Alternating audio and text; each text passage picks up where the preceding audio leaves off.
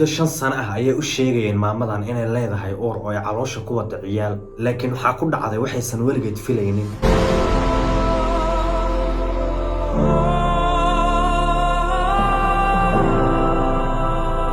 magacaygu Cabdiqafaar Gamaadiid oo idin leh meel walba oo joogtaan soo dhawaada waxaan ka hadlaynaa qisada maamada uurka 5 sano ah lahayd maamadan waxay u dhalatay wadamadan Afrika wadan kamid ah nolosha qoyska maamadan waxay iska ahayd nolol aad u hooseyso ayada ninkeeda iyo 5 ciyaal ah oo ay dhashay aabaha qoyskan subaxii shaqo ayuu u kala hayay wuxuu magaaladaas ka soo helo ayuu xaafadda ku soo celinayay ciyaalkana iskuul ayay aadi jireen maamadan xaafadda ayay joogtay oo waxay iska ahayn qoys noloshooda ay tahay caadi dhaqaale ahaanba ha iska hooseeyaan laakiin subaxyada kamid ah maamada waxay la soo kacday caloosho aad u weyn islaamaha dariiskan waxay u sheegeen inay leedahay uur laakiin saas oo ay tahay iskumayna arkin calaamadihii uurka maadaama ay soo dhashay 5 ciyaal ah waxay sugtaaba maamadan waxay ka dhadhacsiiyeen dariiskeeda inay leedahay uur oo ay caloosha ku wato ilaa mataana 3 ah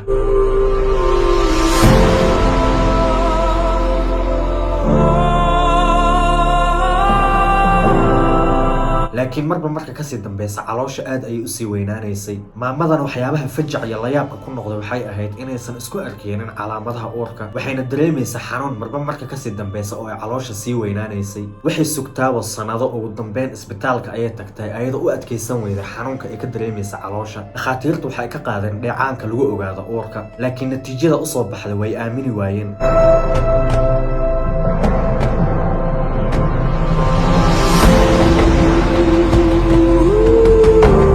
maamadan waxa isbitaalka u soo kaxeeyay oo la socday waqtigaas ninkeeda ayay u waceen dhakhaatiirtu waxayna u sheegeen natiijada soo baxday dhakhaatiirtu waxay sheegeen maamada waxa haya inuusan ahayn uur oo aysan ogeyn xanuunka maamada hayo laakiin waxay kula taliyeen odayga in maamada uu geeyo isbitaalada waaweyn waxa maamada loo sii gudbiyay isbitaalada waaweyn waxay ka qaadeen dheecaan baaritaan ayayna ku sameeyeen sidoo kale dhakhaatiirtu waxay sheegeen maamada waxa haya inuusan ahayn uur caloosha waxaa fadhiya biyo marka kasii dambaysa biyahaas way sii ziyaadayaan waxayna sababayaan in caloosha ay weynaato laakiin wax daawo ama waxay dhaheen haddii aan daawo ku siino waxaa laga yaabaa in dhibaatooyin ay kuu keento sababtoo ah xanuunka maamada hayo ma aysan aqoon weligoodna hore uma aysan arkin xaafadda ayay iskaga soo noqotay maamada iyadoo aad u walwalsan ubwo nyine nemeye ndavuga nzategereza icyo Imana izakora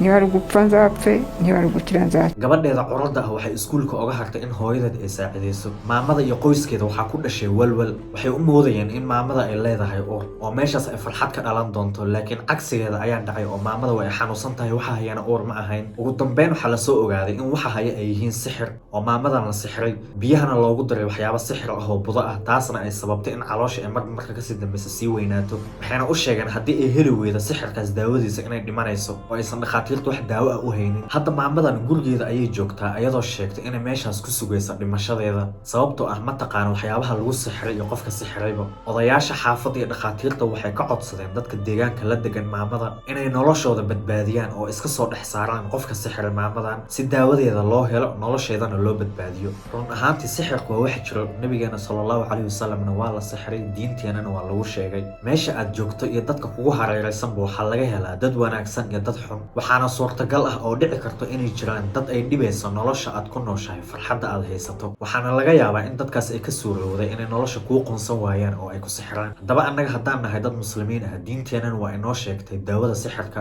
inaad isku daaweyso oo aad akhrisato aayadaha ka hadlaya sixirka macuudateynkan aad mar walba akhrisato ilaahayna aad mar walba ku xiran tahay haddaba qisadeeni aan kaga hadalnay maamada dhibaataysnayd oo la sixray intaas ayay noogu eg tahay haddii aad channelka ku cusub tahay soo dhawow muuqaalkana like saar si ay dhiirigelin noogu noqoto